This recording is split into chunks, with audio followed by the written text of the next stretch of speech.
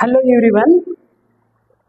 अभी तक हमने आपको डायमेंशन, एरर और इंस्ट्रूमेंटेशन से जितनी भी पीवाईके थे और जो भी थियरी थी उसको हमने आपको लेक्चर के माध्यम से प्रोवाइड किया हुआ है। आज हम एक नए चैप्टर को लेकर यहाँ पे आए हैं और ये चैप्टर आपका है मोशन इन वन डायमेंशन। तो मोशन इन वन डायमेंशन क्या है, आप लोगों को पता है पहले से ही बहुत सारी चीज़ें कि डिस्टेंस क्या होता है, डिस्प्लेसमेंट क्या होता है, ये सब चीज़ें। तो हम यहाँ पे आपको क्या बेसिक से लेके चलेंगे, बेसिक से लेके हम एडवांस लेवल तक आपको चलेंगे। तो सबसे पहले हम लोग बेसिक से स्टार्ट करते हैं। तो मोशन इन वन डायमेंशन क्या होता है, जैसे कोई भी पार्टिकल है, सपोज करिए कोई भी पार्टिकल है, अगर उसको स्पेसिफाई करने के तीन कोऑर्डिनेट होते हैं, एक होता है एक्स होता है, दूसरा वाई होता है, तीसरा जेड होता है। मतलब कहने का मतलब कि किसी पार्टिकल को अगर हमको स्पेसिफाई करना है तो उसके लिए क्या है कि तीन कोऑर्डिनेट हमको आवश्यकता पड़ती है। जैसे देखिए ये क्या है, एक्स एक्सिस के एलांग है, ये वाई एक्सिस के एलांग है और ये क्या है आपका जेड एक्सिस के एलांग है। तो मोशन इन वन डायमेंशन कहने का मतलब क्या, पार्टिकल किसी एक कोऑर्डिनेट में आपका मूव करे, चाहे तो एक्स में मूव करे, चाहे तो वाई में मूव करे, चाहे तो जेड में करेगी। मतलब पार्टिकल को टाइम के साथ वो सिर्फ एक कोऑर्डिनेट में आपका क्या है वेरी करे। तो यहाँ इस चैप्टर में हम उसी के विषय में स्टडी करेंगे। तो उसको हम लोग फिजिक्स की लैंग्वेज में क्या कहते हैं, आपको मोशन इन वन डायमेंशन या रेक्टिलिनियर मोशन कहते हैं या लीनियर मोशन हम उसको बोलते हैं। तो मोशन इन वन डायमेंशन क्या होता है, one dimensional motion is the motion of a particle moving along a straight line. कहाँ पे मूव कर रहे हैं, straight line. Some time it is known as a rectilinear और ए लीनियर मोशन। तो इसको दूसरे नाम से भी जानते हैं, रेक्टिलिनियर और लीनियर मोशन से भी कहा जाता है। जैसे देखिए in this time of motion only one of the three rectangular coordinates changed with time. In this type है यहाँ पे, this type of motion only one of the three coordinates changes with time. इसके examples क्या है, जैसे देखिए ए ball thrown vertically up, किसी gate को अगर हम ऊपर की तरफ फेंके या कोई गेट ऊपर से नीचे गिरे तो वो चीजें क्या कहलाता है आपका motion in one dimension. Second है a mass suspended from a vertical spring. कोई वर्टिकल स्प्रिंग है तो उसको मास को अगर हम सस्पेंड कर दें तो वो मोशन कैसे करेगा आपका, अप डाउन इस तरह से मोशन करेगा। तो इसको हम लोग क्या कहते हैं आपका मोशन इन ए स्ट्रेट लाइन। तो अब दूसरा जो इम्पोर्टेंट जो कॉन्सेप्ट है का क्या, पॉइंट ऑब्जेक्ट। किसी ऑब्जेक्ट को हम कैसे पॉइंट ऑब्जेक्ट कंसीडर करेंगे, तो इसके लिए चीजें क्या है, an object is said to be a point object if it changes position by distance which are much greater than its size। मतलब हम किसी चीज को पॉइंट ऑब्जेक्ट कैसे कंसीडर करेंगे, उसके डिस्टेंस मतलब उस ऑब्जेक्ट के कंपैरिजन में जो ऑब्जेक्ट जिसको पॉइंट कंसीडर करें वो बहुत छोटा होना चाहिए। अगर वो बहुत छोटा होगा उसके साइज में, तब उसको क्या करते हैं पॉइंट ऑब्जेक्ट कंसीडर करते हैं। जैसे एग्जांपल के तौर पे आप देखिए a car travelling a few 100 kilometre में भी regarded as a point object. मतलब अगर 100 किलोमीटर तक कार चली गई तो वो डिस्टेंस के कंपैरिजन में जो कार है वो चीजें क्या होगा आपका पॉइंट ऑब्जेक्ट होगा। अगला a satellite circling around the earth is a point object. मतलब कोई सैटेलाइट सर्किल कर मतलब घूम रहा है आपका अर्थ के, तो सेंटर तो उसके रिस्पेक्ट में, सेंटर के रिस्पेक्ट में क्या होगा वो एक पॉइंट ऑब्जेक्ट हो जाएगा। एक kite flying in the sky is an example of A point object. अगर कोई काइट उड़ रहा है तो डिस्टेंस के कंपैरिजन में हम लोग उसको क्या कर सकते हैं, पॉइंट ऑब्जेक्ट कंसीडर कर सकते हैं। अब दूसरा चीज आता है स्टेशनरी ऑब्जेक्ट। स्टेशनरी ऑब्जेक्ट होता क्या है, कोई भी ऑब्जेक्ट स्टेशनरी क्या होगा जब वो टाइम के साथ उसमें कोई परिवर्तन ना हो। कहने का मतलब है a stationary object does not changes its position with respect to surrounding in the course of time. Example, जैसे आप एग्जाम्पल के तौर पे देखते हैं, जब आप कॉलेज में जाते हैं या कहीं भी पार्क में जाते हैं तो वहाँ पे क्या होते हैं, ट्रीज होते हैं। ट्रीज क्या होते हैं आपके रिस्पेक्ट में क्या होते हैं, वो स्टेशनरी होते हैं। तो उसको हम लोग क्या कहते हैं, स्टेशनरी ऑब्जेक्ट बोलते हैं। तो अब अगला चीज है, ट्री है, बिल्डिंग है, पार्क कार है, book on table and mountain, a clock on the wall, ये सभी एग्जाम्पल किसके हैं? आपके स्टेशनरी ऑब्जेक्ट के हैं। अगला है रेफरेंस पॉइंट। जैसे देखिए रेफरेंस पॉइंट बहुत इंपॉर्टेंट चीजें हैं।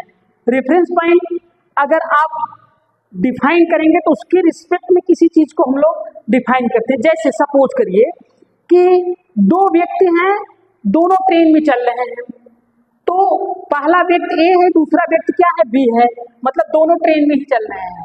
ये ए भी चल रहा है, ये बी भी चल रहा है, ये दोनों किस में है? ट्रेन में है। किस में है? ट्रेन में है। तो और एक व्यक्ति क्या है? सी है, वो जो ट्रेन से बाहर है। जब ट्रेन मूव कर रही है तो ए के रिस्पेक्ट में बी क्या होगा? आपका मूव करेगा? नहीं करेगा। ए के रिस्पेक्ट में बी क्या होगा? स्टेशनरी। और ए के रिस्पेक्ट में सी क्या होगा? आपका मतलब सी, ए मूव कर रहा है तो इसके रिस्पेक्ट में दिखेगा सी आपका क्या है? मूव। जैसे ट्रेन चलती है तो पेड़ पौधे आपको नहीं लगते हैं मूव करते हैं, वो चीज है। तो रेफरेंस पॉइंट आपका क्या है? बहुत इंपॉर्टेंट चीजें हैं। अब अगला जैसे रेफरेंस पॉइंट, जैसे अर्थ रोटेट करता है, अगर हम अर्थ को देखेंगे तो अर्थ क्या कर रहा है? मूव। अगर अर्थ पे खड़े होकर अर्थ को देखेंगे तो क्या होगा? स्टेशनरी होगा आपका। लेकिन अगर हम अर्थ के बाहर जाके अर्थ को देखेंगे तो क्या करेगा? अर्थ आपका क्या करेगा? मूव करेगा। तो वो चीजें क्या कहलाता है? Reference point. तो रेफरेंस पॉइंट क्या होता है? A fix point or a fix object with respect to which the given body changes its position is known as a reference point or origin. तो कोऑर्डिनेट एक्सिस में आप origin देखते हैं, वो चीजें हैं।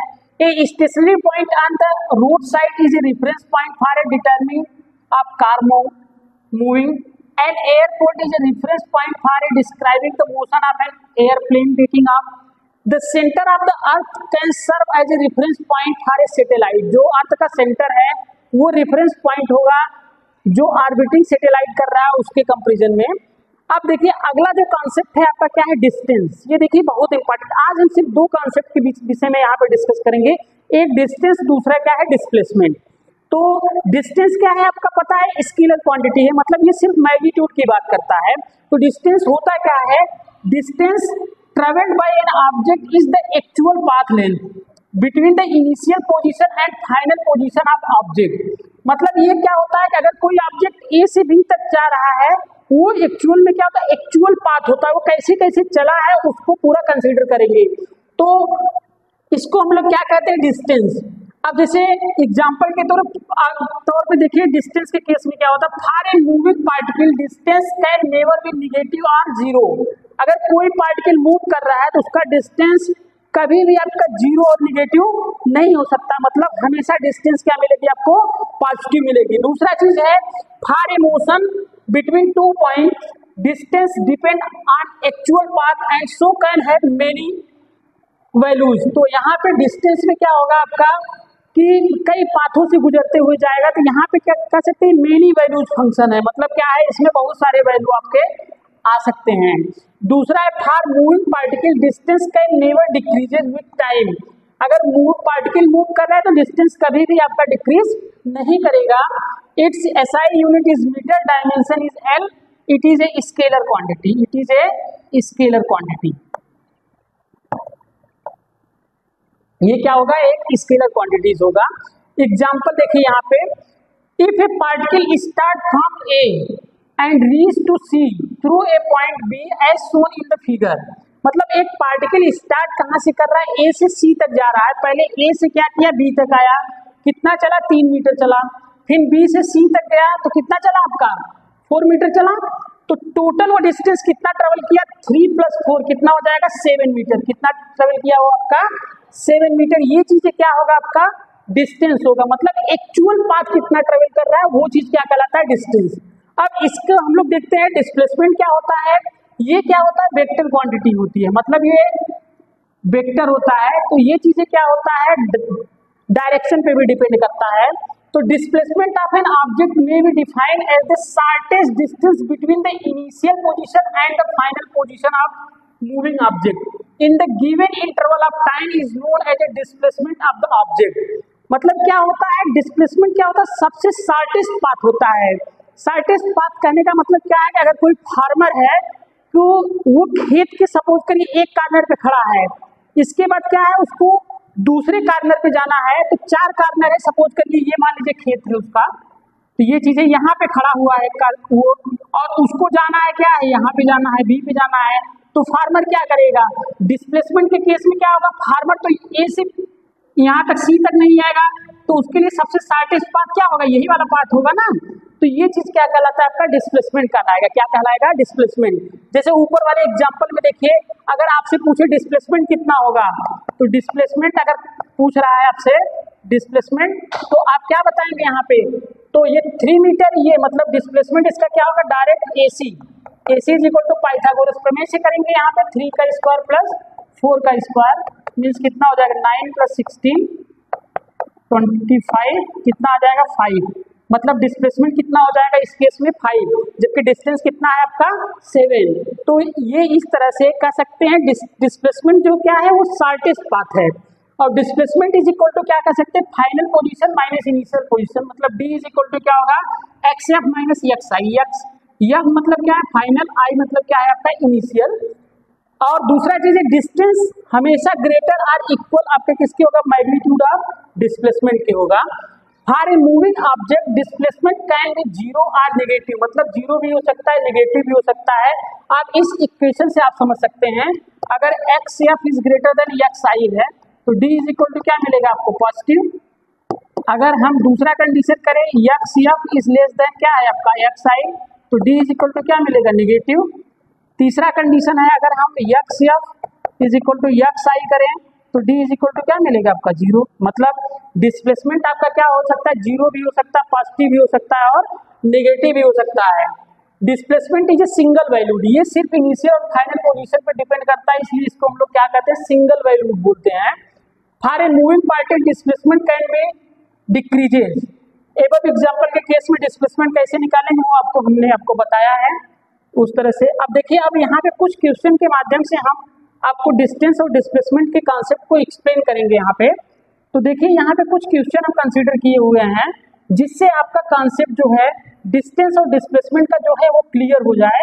उसके पॉइंट ऑफ व्यू से यहाँ पे हम कुछ क्वेश्चन आपको लिए हुए हैं, कुछ क्वेश्चन आपको होमवर्क के रूप में आपको प्रोवाइड करेंगे, तो आप लोग उन क्वेश्चन को सॉल्व करेंगे तो आपको डिस्टेंस और डिस्प्लेसमेंट से रिलेटेड जो भी कॉन्सेप्ट है वो सभी क्लियर हो जाएंगे। देखिए पहला क्वेश्चन आपका ये IIT JEE 2025 में आपका पूछा है, 2025 में पूछा हुआ है। तो यहाँ से देखिए कह रहा है a sportman runs around a circular track of radius R, तो रेडियस कितना R, ये ट्रैक है इसका, यहाँ पे ये पॉइंट आपका क्या है A है और ये पॉइंट क्या है आपका B है। तो कह रहा है such that he traverses the path AB, मतलब ये A से गया B, ठीक है, फिर B से आया A, फिर इसके बाद कहाँ पे गया, B तक गया, मतलब एक कंप्लीट चक्कर किया और इसके बाद क्या किया, हाफ चक्कर कर रहा है। तो आपको बताना distance travelled and displacement respectively. तो डिस्प्लेसमेंट तो देखो भाई क्या हो जाएगा आपका, ये डायरेक्ट ये वाला डिस्टेंस हो जाएगा, डिस्प्लेसमेंट हो जाएगा। तो सबसे पहले क्या डिस्टेंस पूछ रहा है, तो डिस्टेंस इज इक्वल टू कितना हो जाएगा, ध्यान से देखिएगा, डिस्टेंस ये क्या कर रहा है, A से गया B तक आधा चक्कर, फिर B से A तक आया, फिर आधा चक्कर, मतलब एक चक्कर हुआ, तो एक चक्कर चलेगा कितना 2πr प्लस इसके बाद क्या किया, फिर A तक आने के बाद A से B तक चला, मीन्स आधा चक्कर चला, मीन्स कितना चला आपका πr, कितना चला πr, तो टोटल डिस्टेंस कितना हो जाएगा 3πr, कितना चला 3πr, ये डिस्टेंस हो जाएगा इसका, मीन्स डिस्टेंस। और डिस्प्लेसमेंट कितना हो जाएगा इसका, डिस्प्लेसमेंट, ये डिस्प्लेसमेंट इसका क्या होगा AB, डिस्प्लेसमेंट कितना होगा AB क्या इसके डायमीटर के बराबर होगा, तो डायमीटर कितना हो जाएगा R plus R, means D is equal to कितना हो जाएगा 2R। तो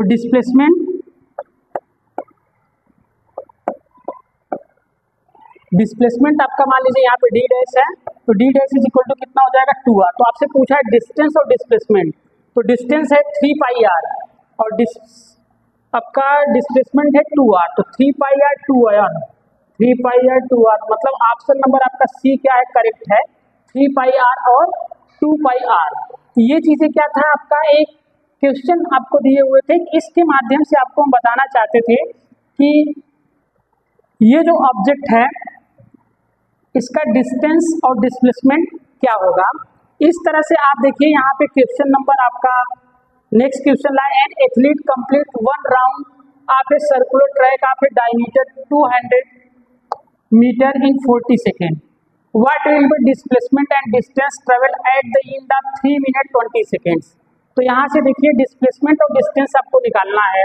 तो सबसे पहले ध्यान से देखिए 40 सेकेंड में 200 मीटर चल रहा है, तो सर्कुलर ट्रैक ऑफ डायमीटर मतलब ये सर्कुलर ट्रैक है, इसका डायमीटर कितना है भाई 200 मीटर, और ये कह रहा है कि N athlete complete 1 round of a circular track of diameter 40 second में एक चक्कर लगा रहा है, मीन्स 40 सेकेंड में क्या कर रहा है एक कंप्लीट रोटेशन, मतलब 40 सेकेंड में कितना चल रहा है ये 2 पाई आर कह सकती हूँ आप, 2 पाई आर।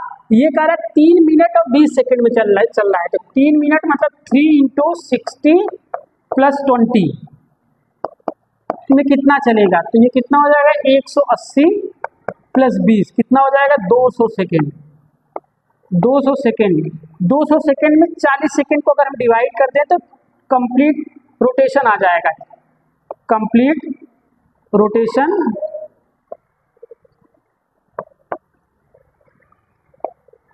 कितना हो जाएगा 200/40, इसको सॉल्व कर दीजिए कितना आ जाएगा 5, मतलब कितना चक्कर कंप्लीट चल रहा है 5, तो कितना डिस्टेंस ट्रेवल करेगा, तो डिस्टेंस आप ध्यान देखिए distance is equal to 5 × 2 pi r, r मतलब डायमीटर कितना देगा 200, तो रेडियस कितना हो जाएगा आपका 100, तो यहाँ से रख दीजिए, तो 2 पाई आर मतलब ये हो जाएगा 10 × पाई × आर मीन्स कितना होगा 100, मतलब 1000 पाई, 1000 पाई मीटर हो जाएगा आपका डिस्टेंस। डिस्प्लेसमेंट आप देखिए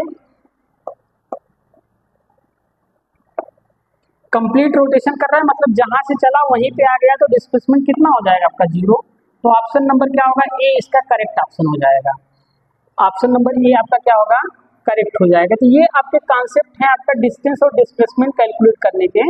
तो आप लोग क्या करिएगा, हम आपको यहाँ पे कुछ क्वेश्चन आपको प्रोवाइड कर रहे हैं, आप लोग इन क्वेश्चन को सॉल्व करिएगा, इसके बाद हम लोग मिलते हैं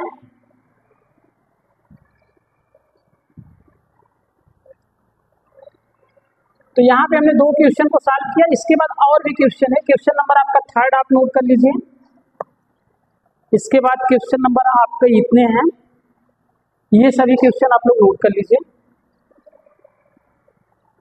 हम लोग इन क्वेश्चन का डिस्कशन अगले लेक्चर में करेंगे, तो आप लोग ये सभी क्वेश्चन पहले सॉल्व कर लीजिए, तो हम लोग फिर अगले लेक्चर में मिलते हैं इन क्वेश्चन के सलूशन के साथ। और अगला जो टॉपिक है आपका स्पीड और वेलोसिटी।